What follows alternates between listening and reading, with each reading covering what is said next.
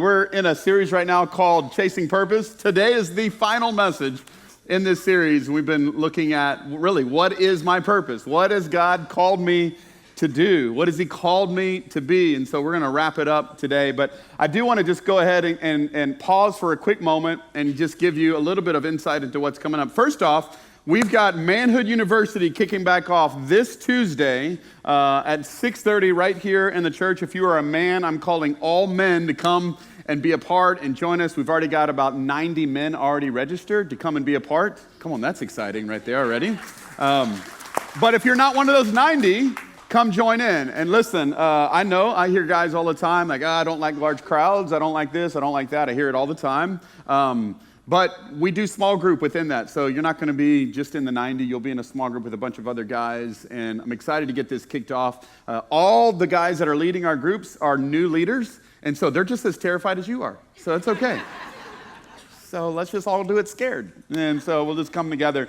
But I am so fired up about it. I love what God's doing in our men there. The second thing is I want to let you know is that next week I'm going to kick off a new series called Subject to Change.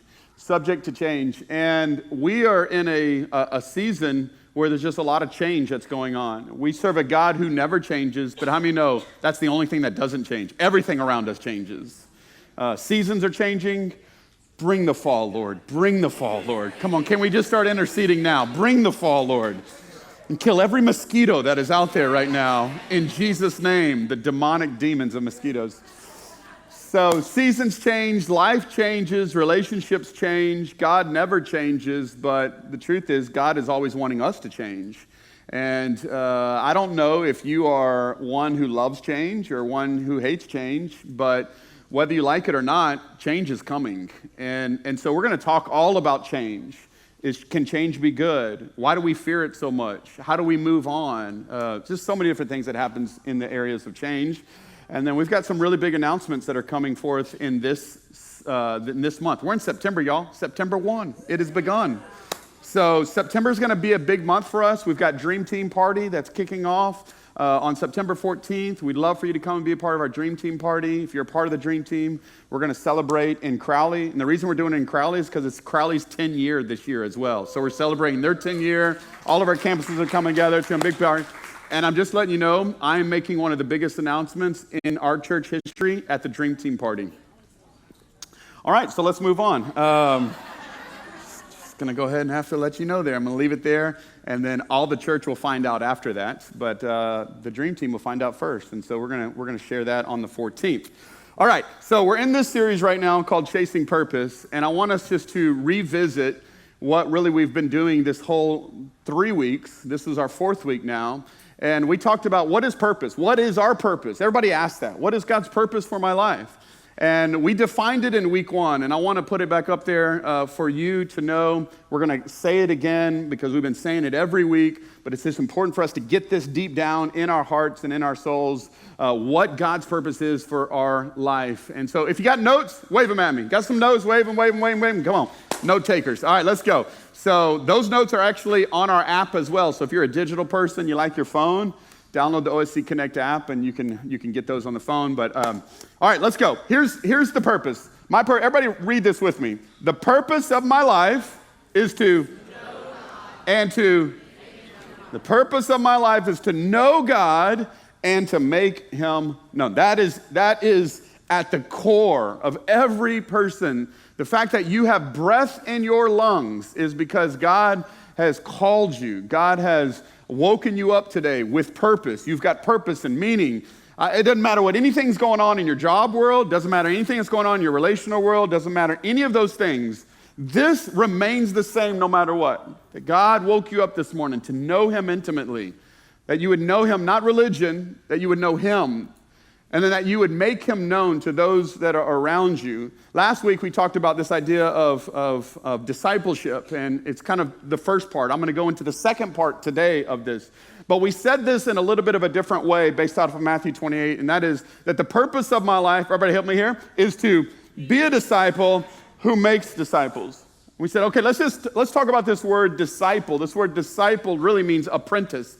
All of us in here in the secular world know what apprenticeship is. An apprenticeship is literally someone who comes up underneath someone who is more experienced, to follow them, to learn from them, to become like them, and to do what they did. That's it. So if you want to learn, I went and got my teeth cleaned this week. I hate the dentist. I just want to go ahead and let y'all know that now. I hate going to the dentist. I got a lot of trauma. There's a lot of PTSD in my childhood from dentistry. But I went to the dentist this week. Anybody else not like the dentist? Okay, am I the only one? Okay, I'm like, knock me out. They're like, we're just cleaning your teeth. Just knock me out. Just knock me out. But there was a lady there that was cleaning my teeth, and she said this. As she was cleaning, I was like, how did you get into this? Because I want to make small talk because I don't want to think about that thing that's going. Okay, anyways. Y'all feel it already? Y'all feel that? Okay. And she was like, well, I did an apprenticeship. And I'm like, oh, apprenticeship. Oh, I've heard this word before. Oh, so you're a disciple of dentistry? She was like, yes, I actually am a disciple of dentistry. She was talking about how she went into this apprenticeship and who she learned from and the amount of years that she went and the schooling that she did and the dentist that she was under and all this cool stuff. And I was like, see, we get this in the regular world. We get this in every field. You want to be an electrician? You're going to do an apprenticeship. You want to be a plumber? You're going to do an apprenticeship. Like, you're going to be a doctor? You're going to do an apprenticeship. Same is true in our relationship with God. In our spiritual journey is that God calls us into an apprenticeship with him. He doesn't call us to be a church attender. He doesn't call us just to be good people. He calls us into an apprenticeship. It's where we get the word disciple or discipleship, which is we follow Jesus. We want to become like Jesus. And then we want to do what Jesus did. And so that's this phrase right here, to be a disciple, to be an apprentice of Jesus. But then, for us not to just be receiving that, but then for us to go and make other apprentices. So let me put it this way. You weren't just saved from, you were saved for. You weren't just saved from sin and from a life that is leading to a life of death, but you were saved for life. You were saved. Let me put it this way. If you were just only saved for the sake to go to heaven, we would make sure that you are saved, that you prayed, that you've submitted your life to Jesus as the Lord and Savior. We'd say, all right, and we're going to do baptisms. We would baptize you, but we wouldn't bring you up. We just let the bubbles go. Blah, blah, blah, blah, blah, blah. We'd be like, go be with Jesus. All right. I mean, our baptism numbers probably would go down after people find that out real quick. Why do we bring them back up? Because we're bringing them back up because we're going, hey, the old is gone, the new has come, let's get to work. You and I have been put on mission to go. And so let's read this. Let's read Matthew 28. We read it last week, but we're going to dive a whole lot more into the practicals and the weeds of this week. This is where we're getting this. Matthew 28:18 says, Jesus came and he told his disciples, he says, I've been given all authority, this is Jesus saying, on heaven and on earth. And he goes and he says, therefore, go and what? Go and make disciples of all nations. Not just in America, but of all nations. This is why we do international missions and we go around the world. It's because God's called us not just for here locally in our region and state, but to go. We baptize them in the name of the Father and the Son and the Holy Spirit. And then he says in verse 20, teach these new disciples to obey. We'll dive a lot more into this in just a moment. All the commands that I've given you, and I'm sure of this, be sure of this, that I am with you always, even to the end of the age. Rachel, put that verse up right before this, the go and make one. Let me show you something here.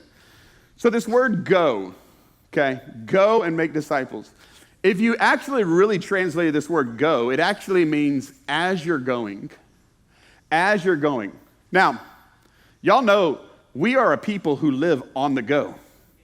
We are always going. Going to work, going to school, going to sporting events, going to this event, going to this activity, going to this birthday party, going to this thing, going to this. I mean, like, we live as a society that is just go, go, go, go, go, go, go. Some of y'all, as soon as you get out of church here, you've already got plans of what you're going to go do next.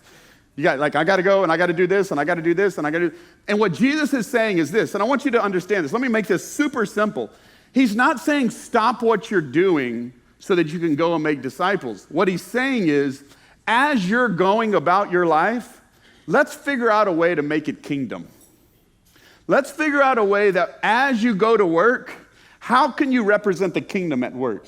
As you go to school and you're sitting in your class and you're learning, how can we take that and make that a part of your spiritual journey and helping those around you. As you go work out, as you go and you sit in those bleachers and you watch your kids in their sporting events, how can we go to those things and not just cheer on our kids, but how can we figure out a way to even make disciples even while we're doing that? Is there a way that we can take what we're doing as we're going and then making? Now, the word go is not the main verb. The main verb actually is the word after that. Go and make. Go and make disciples. We said this last week. You've got to make disciples because disciples they're not birthed. They're made. You have to make them. Disciples make disciples. We talked about this a little bit last week, but when I say the word discipleship or I say the word disciple, we immediately start thinking church. Like, go and make church. But I'm not talking about church at all. I'm talking about it is the responsibility of those that are part of God's church to go and to make disciples in life. In life. Like, as you're going, figure out a way to bring Jesus into that sphere. If you're a boss or a manager, figure out a way to bring Jesus into that sphere. Well, you say, well, I can't really talk about Jesus at my work, but you can be like Jesus at your work. Are y'all with me? You can be like him. So let's talk about this word discipleship. I shared it last week very quickly, but let me give you a working definition of it. What do I mean when I say discipleship? That we are a church who's all about discipleship. What does that mean? Discipleship is one Christ follower helping another take their next step. That's all that it is. One Christ follower that is helping somebody else take their next step in their journey with Jesus. Just whatever. Maybe their next step is to come to church. And my part is to help them just come. Hey, I'll pick you up. I'll pick you up at 8:30. Just come roll with me. Maybe it's, hey, can we have lunch? Hey, let's just have lunch. Let me just get into your life and just help in any way that I possibly can. And it's not just making disciples of people who are already saved. It's also making disciples of people who are not saved. That's a part of their first discipleship, is that they would become saved. Now, let me pause and just say this. Discipleship, that word, has been a part of the core of our Savior's Church since day one. January of 2000, when our church started in the Holiday Inn, the same passion that we have for discipleship is just as strong when we were in the Holiday Inn with just a handful of people. Because we know everything great comes out of the Holiday Inn, all right? So it's just, you must have stayed at a Holiday Inn. We did stay at a Holiday Inn, okay? We had church in a Holiday Inn. But it wasn't about a building. It was never about a building. You can have church wherever you want. We had church in barns. We had churches in community centers. Now we've got, this building. It doesn't matter where we meet. The church is not a building. Come on, how many in the church is a people? And there was a passion to reach people. And we say this, to reach people and build lives. Now, I need you to hear me say this. And it may seem weird for me to say this in a room where there's no more seats. I am not after building a big church. Like, actually, if there's anything, I would rather a small church. Like, I'm not all for big church. Let me tell you why. Because more people, more problems. Come on, I think there's a rap. Okay, maybe that's more money. Okay, so my bad. More money, more problems. But hey, I could make my own rap song with more people, more problems.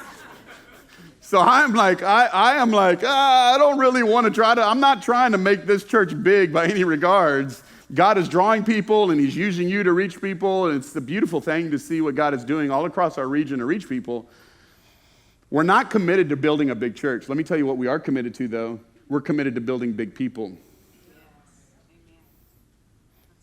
Some of you are like, well, I got it. Okay, so I'm not talking about size and things. Internally, all right? So I'm sorry, y'all. That was my bad. That was my bad. So we are committed as a church. I am committed as a man to build men who love Jesus passionately. I'm committed to seeing marriages flourish and restored. I'm committed to seeing single people honor God with their lives and not waste their single years, but use them for the glory of God. I am committed to seeing people, families restored and marriages restored, and God using people in their spheres. Like, that's what I'm committed to. I'm committed to reaching people so far from God, seeing them come to know God, seeing them live free in their life, and then seeing them go into the purposes of God. I'm not about big church, but I am all about big people. And here's the deal, though. When you build big people, you get a big church. Because it's, by the way, it's what Jesus did, right? Jesus built people, but y'all know he had everybody and their mama following after him. He was attracting, he had a huge crowd of people. But because he just had a huge crowd of people, though, watch this, didn't mean everybody was a disciple. Because you can build a crowd and not make disciples. And as the pastor of this church, I am not committed to building a crowd. That is the furthest from what I want to do. The biggest thing that I want to do is to be a church that makes disciples who make disciples. And that starts with every one of us that's in this room, those that are watching online, to first, I'm going to be a disciple. And it's happening. Y'all have seen over the last couple of weeks that we've started sharing these stories. Y'all heard Amber Bird's story last week. You heard about Ryan's story I shared last week. You're starting to hear these stories. Well, I told our team, I want to keep sharing stories. Because I think there's something so powerful about you hearing the stories of people that are in our church that probably you sit next to and you don't even realize their story. So, y'all want to hear another story? All right, guys, let's play the next story. My name is Jonathan Jansen. I've been coming to Our Savior's Church for about 7 years. I've been saved since 1999. Over the past couple of years, I have been dealing with personal issues, and in my past, I've been hurt before, mainly by the church. And for me, as we go to church, I went to life groups, participated, but not really opened up as much and give people a chance because I was so afraid of getting hurt. I was afraid that what people was going to judge me for different things. With the first week in January, God challenged me to go all out. Pastor Josh often says, give us in 1 year, go all out. There's a difference between going out and just holding back. And a lot of times we hold back because we're scared. And I've been scared. And I said, God, I'm going to go all out in this one. And during my prayer time in the fast, God said, don't hold back in the life groups. And as I started doing this at Forge through this last year, God started healing my heart. He started restoring my love. There was a couple weeks ago, I was going through a really hard time. And so I called the guys. It's like, look here, I'm going through a hard time. And they're like, you're not alone here. You're not alone. We're going to pray for you. And that's what I love about life groups, is that you realize you're not alone. And I've been doing this walk for 20-something years. And I'm realizing more now that I can't do it by myself. But when we're together, when we walk into the life groups, God opens doors and he shows us that we're not alone. And it's through these guys, because they poured into me. They constantly praying for me. We text each other throughout the week and say, hey, how you doing? I'm doing good. I'm thinking about you. I'm praying for you. I had a text the other day from one of the guys. Hey, I'm praying for you, man. I'm on my way to work. It's like, man, thank you for praying for me. It means a lot when you have somebody in the life group that does that. As you really open up, you expose yourself to get hurt. And I would challenge people to go to that deeper level, because that's where the deeper level is. You get healed. And that's what God did this year to me. He did, because I had to open up myself a little bit more, and it hurts. But as you open up more, God starts doing healing. He starts healing your past. He starts healing your relationships. He starts healing you. And life group has changed me so much over the years, but particularly this year, because I gave in so much to it and opened up. And I want to say, God, thank God for that. Come on. Powerful. This has been a part of the core of our church for a lot of years, and I want you to hear this. I disciple people not because I'm a pastor. I disciple people because I'm a Christian. It's what I'm called to do. It's what actually you are called to do. Actually, when I stepped in as a pastor, the ministry side of things actually should have stopped, because now my job is to equip you and to empower you to be ministers, according to what Ephesians 4 says. I love this. It's happening all across our church in so many different ways. Just yesterday was such a beautiful picture of this. We've got a guy in our church. His name's Blake. He came to our first manhood meeting almost 2 years ago. He was working at a local grocery store as a manager. The manager of that church was coming to our church. And I remember like it was yesterday, he called me, he said, Pastor Josh, man, I've got one of my managers here. He's just in a really, really bad place, like a really bad place. And I don't know what to do. I said, man, you know perfectly what to do. Man, love him, serve him, care for him, pray for him. I said, you know what? Invite him to manhood. And he's like, okay. So he went back and he prayed and he loved on this guy. And then he invited him to manhood. The guy came to manhood. He sat at my table. And I remember he walked in at our table and we just started opening up about like what it is to be a man. Man, what are you dealing with? Because most men in here probably even know this. Most of you are not known. You have the weight of the world on your shoulders and your wife may not even know. And we end up taking it out on those that we love the most. And so here it was, he was in a safe place where he could be honest and transparent about what was going on in his life. And he just broke and he just cried and cried and cried at the table. And a whole group of men just got around him and said, man, we're here, we're walking. And there we just loved on him. He came back the next week for manhood. And the next week he came back, he gave his life to Jesus at that table. That weekend, yeah. That week, he told his wife, I want to go to church. He said she literally almost fell out of her chair. No lie. They came to church at the 8 a.m., sat right over here in this section. As he cried, he said, he was telling me this yesterday, he said, we were singing Waymaker. And as Waymaker was going, he said, I couldn't hold it back. He said, I don't know. I don't even cry. I just kept crying. Why? Because that's what happens when you're in the presence of God. And over the course of that year, he went through Freedom. He went through Foundations. He started getting discipled by a number of men in our church. His wife started getting discipled, went through our Discover OSC, got jumped in on a dream team, just started doing all of these things. And watch this. And yesterday we kicked off Manhood in Crowley, and he spoke at it. He was a part of helping me lead it. As he's sitting there sharing his story, I'm just thinking about 2 years ago, this guy literally had a gun on his lap thinking about taking his own life. And here we are 2 years later, and he's sharing the hope of Jesus to a group of men in a room about what Christ can do in him. This is the beauty of what discipleship is all about. It's not about controlling people. It's not about telling people what to do. It's about helping people take their next step in their journey with Jesus. And we could go around this entire room with countless stories of people that are in this room that have either a similar story or a different story, but in some way, can I say this, if you're in here and you're broken, I pray that Blake's story encourages you to know that you're never too far and never too gone for God to do what he wants to do in your life. Amazing. Amazing. Now think about this for a moment. There's many of you that are in this room, and you manage people, you teach people, you coach people, you oversee people in your work life. But for some reason, you feel like you can't do that in your spiritual life.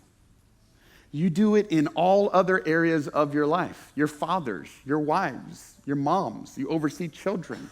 Some of you are teachers, nurses, doctors, offshore, and you run organizations and corporations and businesses, and you do all of that in the secular world with your work life. But for some reason, when it comes to the spiritual life, you feel like, I can't do that. Do you not think that that may just be the strategy of the enemy to make you think you can't? And there are 3 common barriers that I get from people constantly about why they feel like they can't step into not just being a disciple, but being one who makes disciples. I'm fine. We're all fine with being a disciple. I want to receive from God, and I want to receive from people. But there's this thing of like, what happens? I can't switch it to go from just receiving to now being and making. And there's 3 common barriers. If you're taking notes, I want you to write these 3. These are the 3 I hear all the time. And you can probably relate to all 3 of them. First one, I'm not qualified. I'm not qualified. We have this belief that when I know enough, when I learn enough, when I experience enough, Pastor Josh, I don't know enough of the Bible. I don't know enough of this. I don't know. When I get enough, then I'll be ready to lead somebody else. There is nothing that could be further from the truth. Let me help you. Because the truth is, you grow as you go. Watch. Let me prove it to you. Parents in here, how many books did you need to read on parenting before you had a child? How many read a book before you had a child? Some of you are like, I didn't even read a book. Like, that's the problem. So, I'm kidding.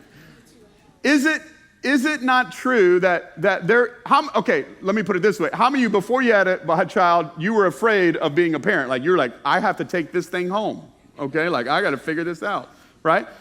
But you could have done every class you could imagine, read every book that you could imagine, and you still wouldn't have felt prepared to be a parent. How did you learn parenting? You had a kid. There's countless times I'll have to find Josiah, my oldest son, and just look at him and go, I'm sorry. Bro, I'm sorry. He's like, Dad, what'd you apologize for? A lot of things. Just a lot. You were my test dummy. I mean, like, Josiah was my test dummy. I failed so much on my first son. I've learned so many different things of what not to do. I look at Joel, I'm like, you're blessed. You got a much better dad. You got a dad 3.0, all right? Like, why? Because I had to learn as I go. Watch this, okay? So that happens in parenting. You didn't learn from a book. You didn't know enough. You just had a kid, and you're like, dear Lord, help us. How did you learn how to drive? How did you learn how to drive? Like, hopefully you went to driver's ed to some regards, and you learned some of the basics. But let's be honest. How did you learn how to drive? You got in the car with your parent at one point. You got in the car and you're like, let's just go. And you grew up and the way you learned was, stop! That's a red light, son. That's a red light. Oh, okay, all right. You need a blinker, son. Put a blinker on. Like you learn, this is how you learn. Stop. Go. Let's go. Turn. That's how, let's be honest, that's how you learned. My middle son right now just got his driver's license. All right, he is a fully driving citizen. And he had his learner's permit for a year with us, okay? And it was a thing, okay? It was a thing. And we got to this point right now where he's got his own driver's license and he doesn't have a vehicle. Let me just let you know, he's got our vehicles. And so now it's like on a whole nother level. And the brother wants to drive everywhere. He'll go to Walmart 15 times in the middle of the week. No lie, this is no lie. I'm like, where's Judah? He's going to Walmart again. Brother goes to Walmart all the time. We will never have to go to Walmart again as long as just Judah is in my house. It's just not, brother just wants to drive. He just wants to go. So if you see a Honda Pilot that is driving down the road and there's a teenage boy, it's probably my son. Pray. Just pray. But how did he learn how to drive? He's a good driver. He really is. How did he learn how to drive? He drove. Ready? How do you learn how to disciple? You disciple. But we say, no, not until I know enough. Not till I know enough. You will never know enough. You just got to get in the game. How do you learn football? Go play. How do you learn sports? Go play. Listen, you will not learn how to disciple people by sitting in those seats. You will learn discipleship by picking up the phone and saying, hey, can we grab some lunch together? And what is stunting the American church is we think that spiritual growth is attending church and sitting and listening to the message so I can learn more and learn more. And listen, I'm all for learning more and I'm all for preaching, but it's only going to get you this far. Just like sitting in driver's ed is only going to learn this much of driving a car. At some point, you got to go, I got to get in and click it or tick it. Like, I've got to go. Are y'all with me? So the first thing is I'm not qualified. And I just want to go ahead and debunk this. You are fully qualified to do what God has called you to do. And if God says go and make disciples of all nations, baptize and teach them to obey, you can do that. You can do that. You can do that. I literally had a guy get saved last Sunday. He messaged me this week. He said, Pastor Josh, I've got so much stuff in my past. I've got so many things that I'm shameful of, and I always thought that God could never use me. But I just wanted to let you know that this week I had an opportunity. I had a guy in my work that is going through so much, and I just stepped out, and I prayed with him, and I encouraged him, and I realized I can do this, that God has called me to do this. Brother got saved Sunday. He got saved Sunday. Watch this. All you got to do to disciple people is just be one step ahead of the next person. So the first thing that we hear, the first common barrier is I'm just not qualified. Here's the second one. Number two is I'm too busy. I'm just too busy. Pastor Josh, you don't know my schedule. I'm too busy. I'm working all over the place. I'm working so much. I'm doing so much. I've got kids who are running all over the place. We've got so many things that are happening. And I just want you to hear me. Listen to me. I'm busy too. I've got kids. I've got a wife, I've got a job, I've got a lot of people that I got to manage. But discipleship, at the end of the day, is one of the greatest things that I have to give my life to, not because I'm a Christian, not because I'm a pastor, but because I'm a Christian. And so here's the deal. Discipleship will require you to reprioritize your life around what matters. Because we can fill our lives with a lot of stuff. The question is, are we filling our lives with the stuff that matters? And I would also go as far as to say, is it possible, though, that with all the stuff we have in our lives, could we make that kingdom? Is there a way? Listen, you're going to go to work. You have to go to work, okay? You got to. But is there a way for us to take our job and figure out a way to make that kingdom? Can I go with not just the purpose to make $1, but can I go with the purpose to make a difference? And you can. You can do it. We've heard stories. Y'all heard Todd's story 2 weeks ago about what he's doing offshore. He's got to work offshore. He's 7 to 14 days offshore. So he's like, you know what? These guys aren't going anywhere. So I'm going to just start reaching the guys. I'm going to host a Bible study and invite any guys that want to come. I'm just going to start here. Just being faithful what you can there. And whether you're in the medical field or the teaching field or in sales or in whatever that may be, you'd be surprised at how God can use you. Question is, do you want to be used? We've got a lot of excuses that we blame, that we say to God. God, I'm too much. I'm too busy. And I love one quote I heard a long time ago. If the devil wants to get you, he won't make you bad. He'll make you busy. If the devil wants to keep you spiritually immature, he's not going to make you bad. He's going to make you busy. If there's anything that erodes our spiritual maturity, it's not our badness, it's our busyness. So what does it look like to dedicate our lives to the things that matter? Let me put it this way. You're going to have to say no to good things so you can say yes to great things. It's going to have to be a revisiting. Now, here's the third barrier that I hear all the time. I just don't know where to start. Okay, Pastor Josh, I hear you. I know I'm supposed to do this. I know I need to be a part of this. Man, I'm feeling challenged to step into this, to start really reaching those that are far from me. I want to start making disciples, but I don't know where to start. And let me say this. I get it. I totally get it. Because if one of y'all came up to me and said, Pastor Josh, listen, I got some things going on in my engine. I don't know what's going on with my engine. I need you to take my engine out of my truck, and I need you to take it apart, and I need you to fix what's going on. I need you to put it back together. I need you to put it in my truck. I'd be like, you got the wrong guy. I can take apart, but I ain't putting it back together, and I ain't putting it back in there. And I think, honestly, when I start talking about discipleship, I think some of y'all go, well, Pastor Josh, that's easy for you because that's what you do. I am a professional putter back togetherer. But I want you to hear me. Listen, you can do it. And let me tell you, I think I could actually put an engine back together, but let me tell you how it would have to play out. I would have to have someone go, listen, Pastor Josh, this is what we're going to do. We're going to take out the engine together, and we're going to take it apart together, and then we're going to put it together. We're going to fix it, and then we're going to put it back in, and I'm going to be with you every step of the way. I can do that. Are y'all with me? And a lot of it is if you had that. If you had someone that says, listen, don't just go make disciples because you don't know where to start and you don't know where to begin, but listen, I'm going to make a disciple of you so you can make a disciple of others, and I'm going to show you how to do this, and I'm going to show you how to read the Bible, and I'm going to show you how to pray, and I'm going to show you how to do this. And then you could go, okay, I could do that.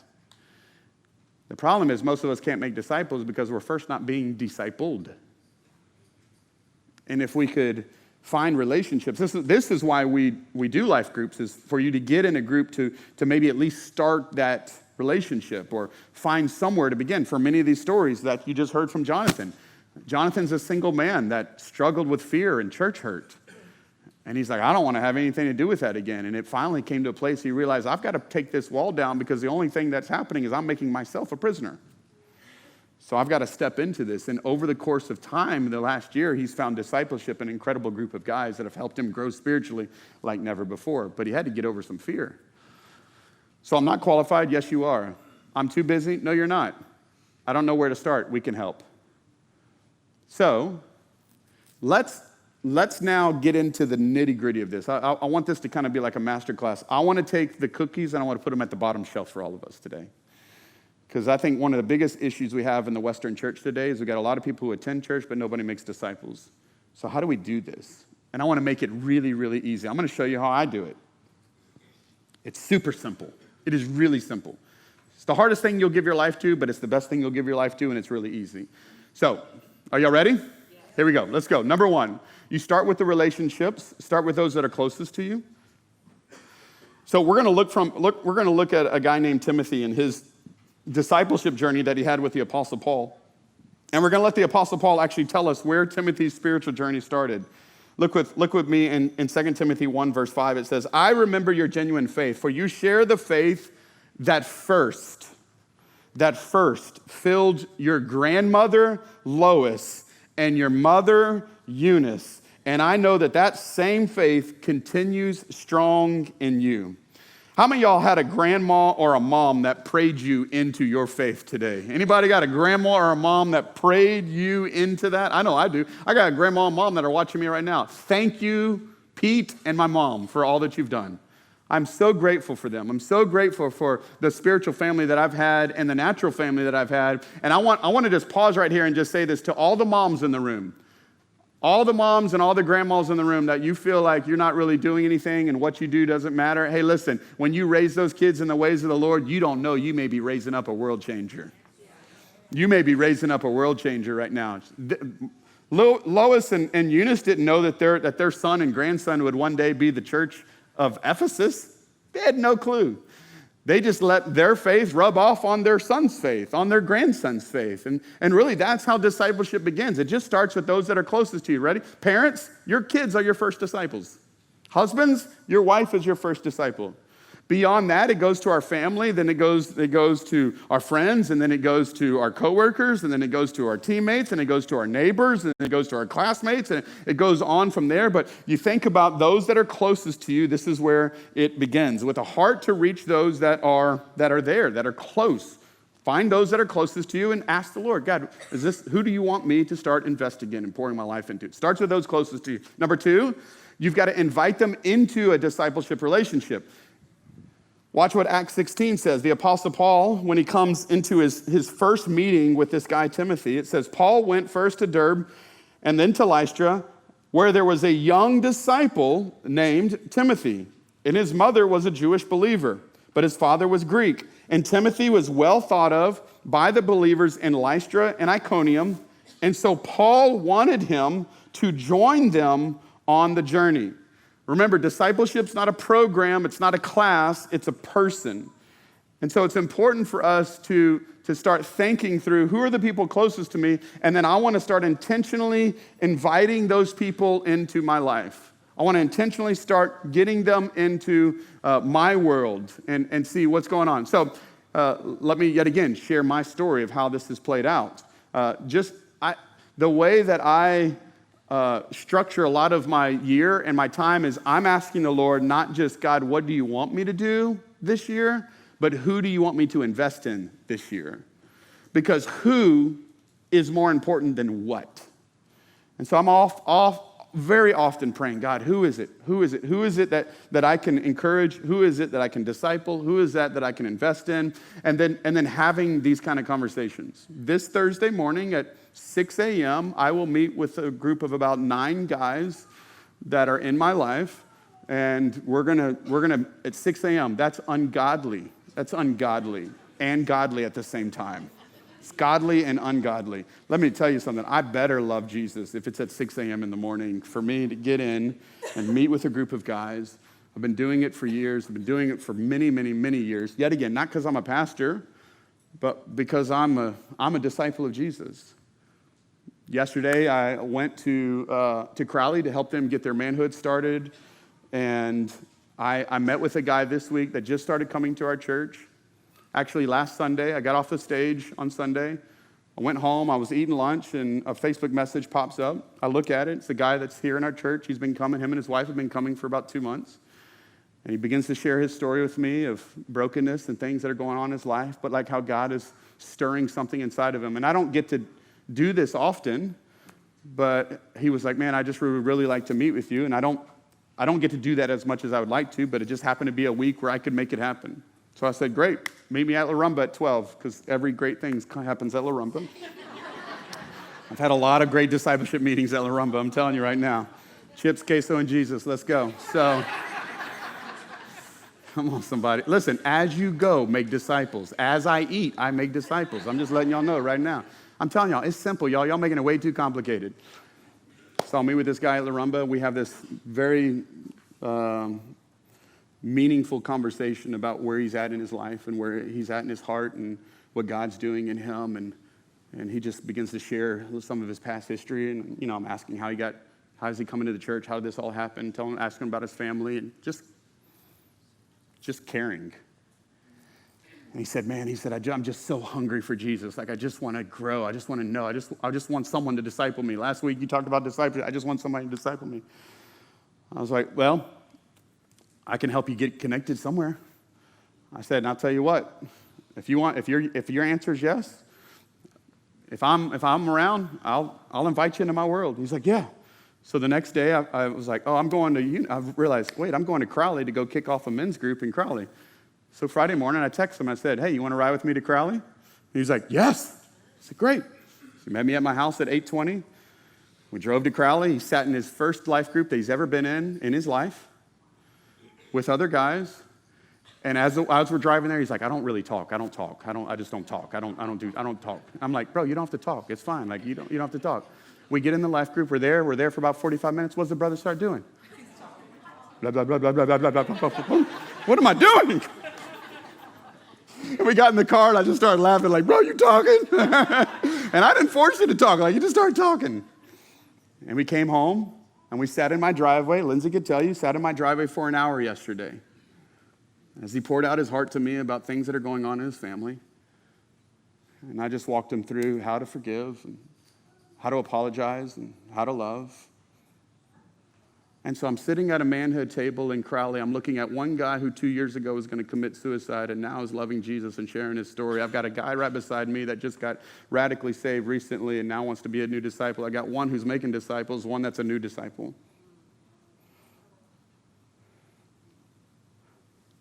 And I don't do that because I'm a pastor. I do that because I'm a disciple. And you can do that. And I'm going to call every person that's in here to step into that. What grieves my heart, I just met someone that's coming to our church out in the foyer just a minute ago. She was telling me about how she signed up for a freedom group, but because we don't have enough people that'll step up to lead a freedom group, she can't go through it. And I'm like, God, this breaks my heart. Because we've got people ready to get plugged in and join in, but we got people who don't want to step up to lead those people. And as a guy who's passionate about lost people, that grieves me. That grieves me. Because our church is filled with people ready to jump into what God has for them, but it means that we've got to have people who have already been jumped in for a long time to stop jumping in and start stepping up. And stop sitting in the bleachers and watching and cheering on everybody else that's actually doing something, but get in the game, because it's way more fun in the game, by the way. See, because here's the deal. When I got out of the truck with that guy and I walked into my house, he was encouraged, but can I tell you what? I was more encouraged. Because you know what? I grow just as much as he grows. Are y'all with me? I'm not trying to preach anything that I don't live myself. I want to be a model and example of this to us as a church, because it's so important for all of us in this room that are followers of Jesus to be figuring out ways that we can do that in our workplaces, in our schools, and whatever that may be. And that starts with an invitation. I realized, like, all this guy needed, he was sitting in our church for 2 months, just needed an invitation. Come join me. Come sit with me. Come be with me, which actually leads to part 3, which is that you've got to spend intentional time with them. Philippians 2:20, verse 22, when Paul talks about Timothy, he says, I have no one else like Timothy. I have no one else like Timothy who genuinely cares about your welfare. Like a son with a father, he has served with me in preaching the good news. That's why when you see guys up here, like when Pastor Stephen is up here and he's sharing, if y'all know Pastor Stephen's story, it started with a Facebook message. Pastor Stephen's story started with a Facebook message of a marriage that was in disarray that I just said, hey, let's talk.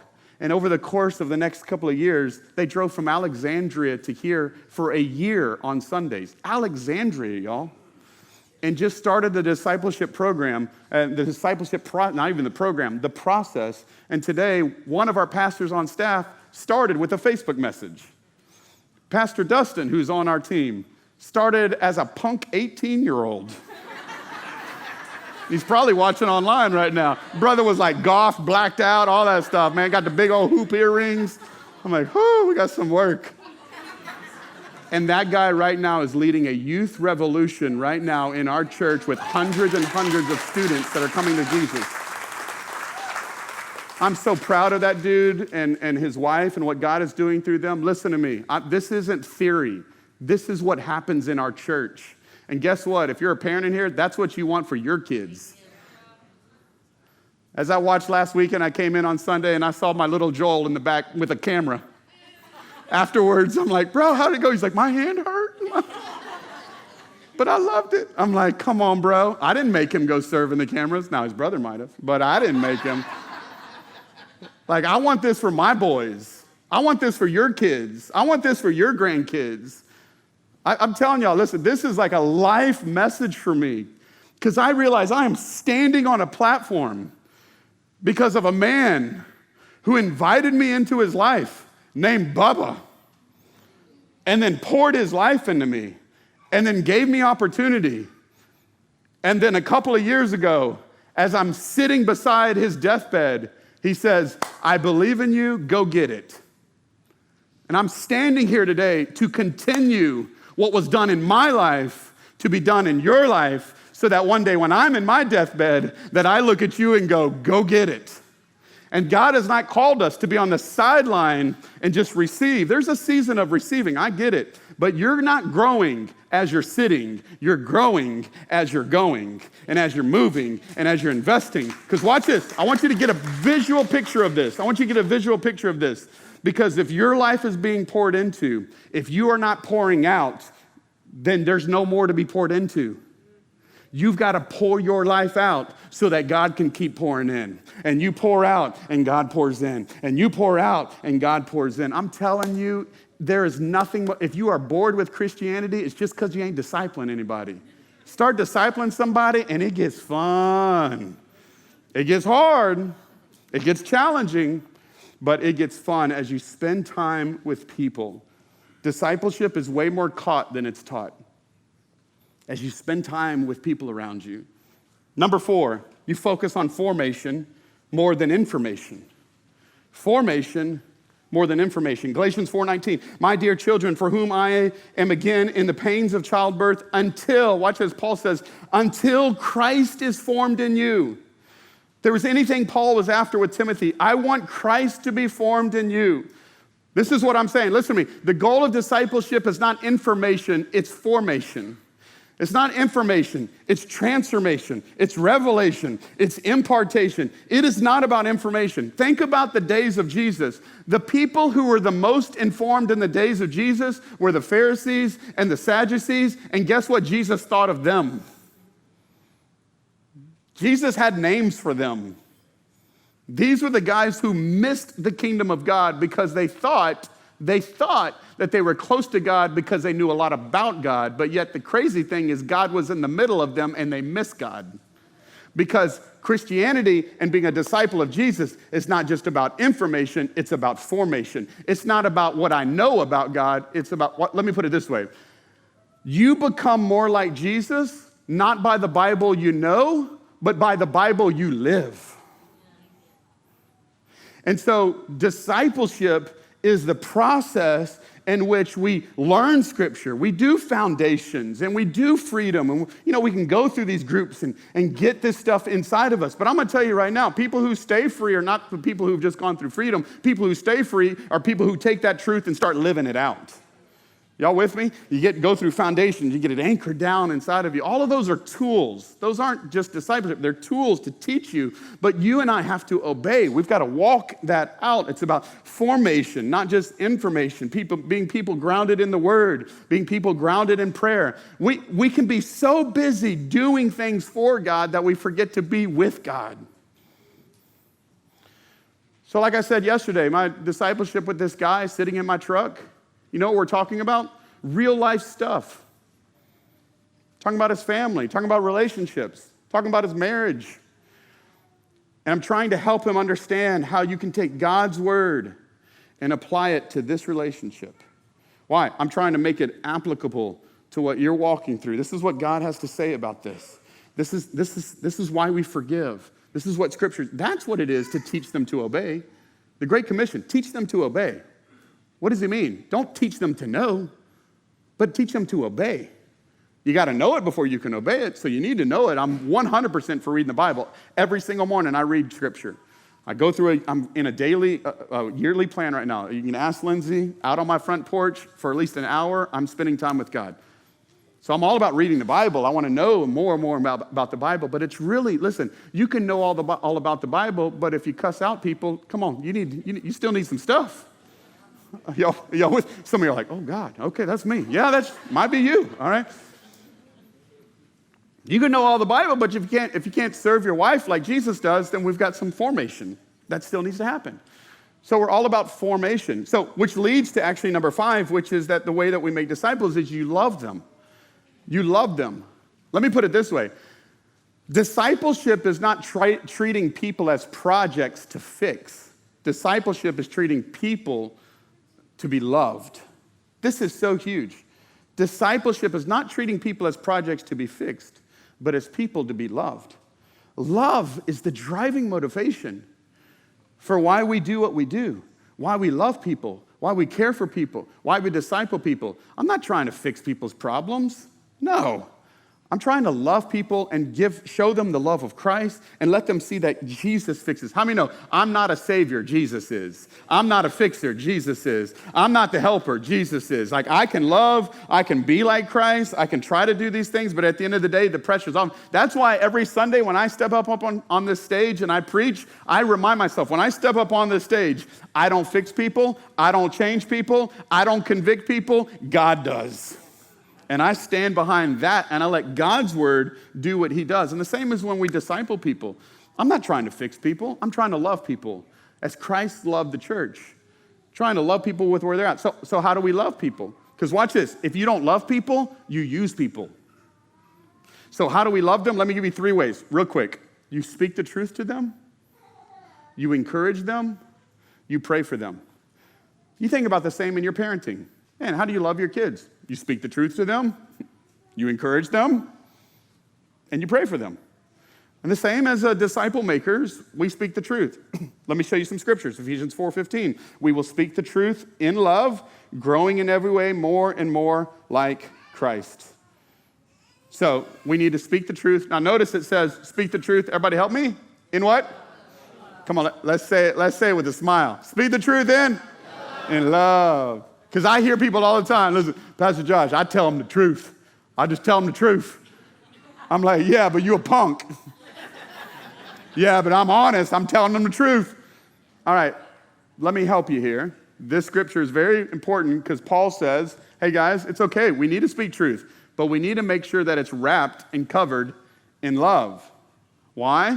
Let me give you a thing that you can take some notes on. Put the next slide up for me.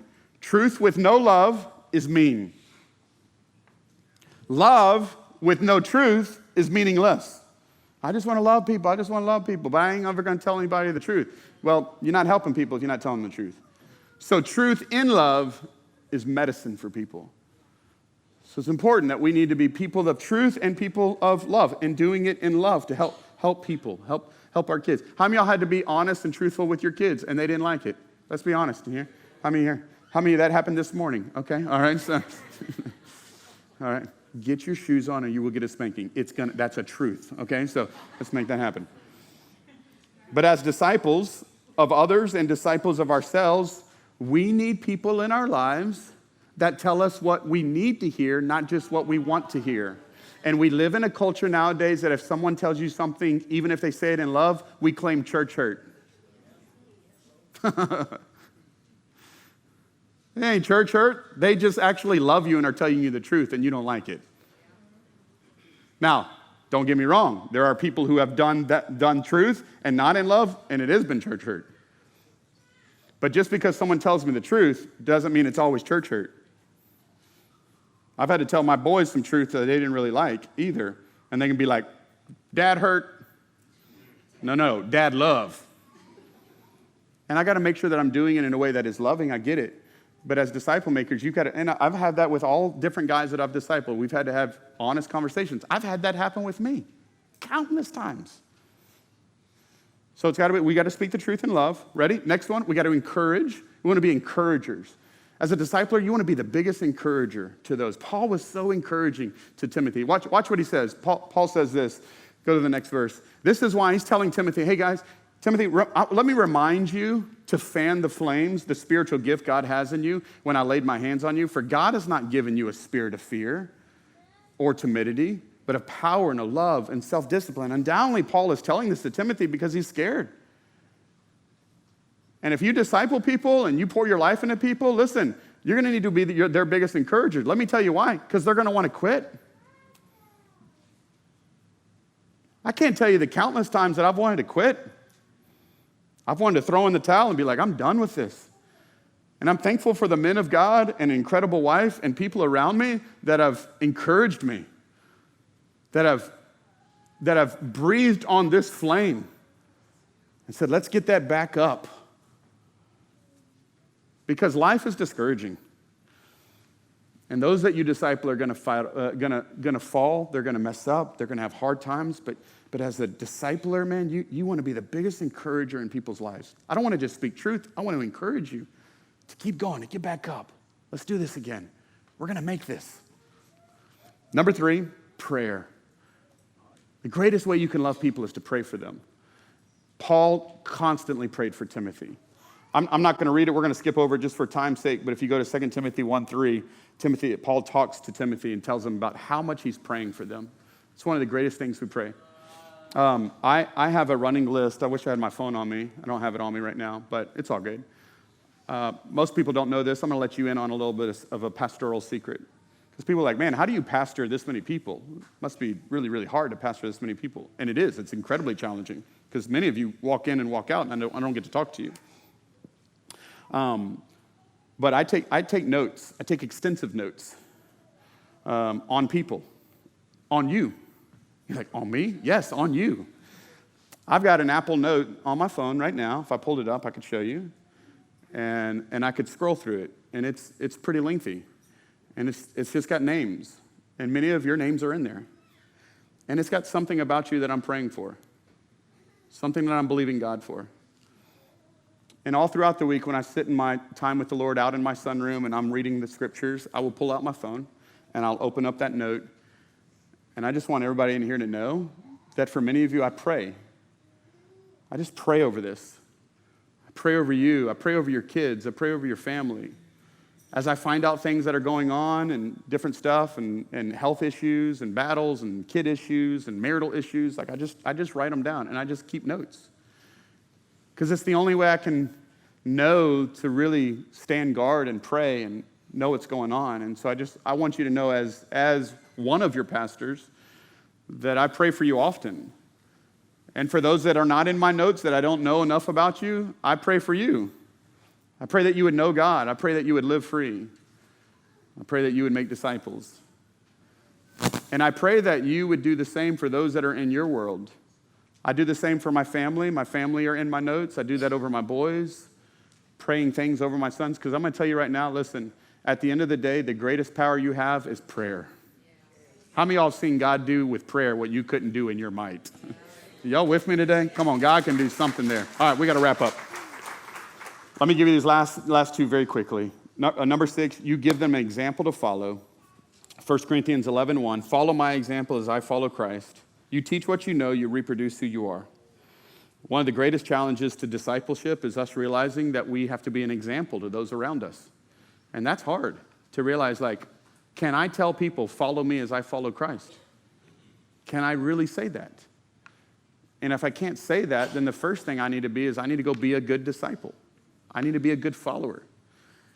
But I've got to be able to look at my children. I've got to be able. This is the reason why I think there are a lot of young people that when they leave their house, they run from God because they maybe were raised in a house that was religious, but they never saw their parents actually live out their faith throughout the week.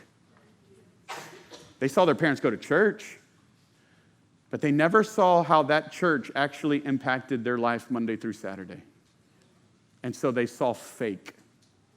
And so when they left the house, they said, if this is what following Jesus is, I don't want to have anything to do with it. If there's anything that we want as parents and as spiritual parents, is to be a people who model to others. Not just in our good things. And let me just say this. I am the first to admit my faults. If you want to get any dirt on me, you don't have to go ask around. Just come ask me. I'll tell you. My sons have gotten the worst of me. My wife has gotten the worst of me. I have not been a good example at times to my family. And in those moments are moments where I have to also be an example to them of what repentance looks like and what asking forgiveness looks like and saying, I blew it. Son, can you forgive Dad? In the heat of my rage or anger, I said something I shouldn't have said. Would you please forgive me? We think example means perfect. I can't be an example because I'm not perfect. Join the club. Being an example means that I'm just going to follow Jesus, and even in my imperfections, I'm going to let people know I'm not perfect. Are y'all with me today? Yes. Okay. Last one, number 7, you expect them to replicate. We disciple people because we want to see them disciple people. And Paul tells Timothy, my dear son, be strong through the grace that God gives you in Christ Jesus. You have heard me teach these things that have been confirmed by many reliable witnesses. Now teach these truths to these other trustworthy people who will be able to pass them on to others. All right, we're done. Orange trees make oranges. Lemons trees make lemons. Disciples make disciples. So if a disciple is not making a disciple, I question if you're a disciple. Because apple trees make apples. Robert Coleman wrote a book called The Master Plan of Evangelism in 1958. It's a long time ago. And I want you to read what he says about discipleship. Then I'm going to pray for us and we're going to be done. He says this. We must decide where we want our lives to count. In the momentary applause of popular recognition, or in the reproduction of our lives and a few who will carry on God's work after we're gone. Discipleship, I want you to watch this, is not fast or flashy. It's not. It's slow. Slow. I don't know about y'all, oftentimes I'm like, why won't he just get it? Just get it. But it is so slow. And it's tedious. It's incredibly tedious. I want you to think about this in the area of parenting. I think you could say this same thing right here. It's slow. It's tedious. We don't want this word, but it's true. It's painful. It's painful to want something more for someone than they want from themselves. It's painful to watch someone go this way when you're like, go this way. It's painful. I can imagine the pain that Jesus felt when y'all remember there was a disciple who rejected him. There was a disciple who forsook him. And he was the perfect discipler. See, the thing about discipling people is you've got to be okay with people hurting you. I wish I could tell you the amount of times people have hurt me. But you would relate because people have hurt you. So because we've been hurt by people, we go, been there, done that, never getting that again. And that is this tool of the enemy to get you to go sit in the stands. Because when you were on the field, you took one hit and it hurt you. And so you're like, I'm done with this. I'm going to go watch in the stands and I'll just cheer on the professionals to go do their job. And God goes, no. Just because you got hurt, listen, just go get healed. Go get healed and then get back in the game. Because we have a dying world that is dependent on it. It's slow. It's tedious, it's painful, and it probably is unnoticed by people at first. But the end result will be glorious because it impacts many generations. So for those that are in the room here, and you've been a follower of Jesus for a long time, but whether because of pain or problems, or whatever it may be, you have found yourself in a place where you are on the sidelines of life.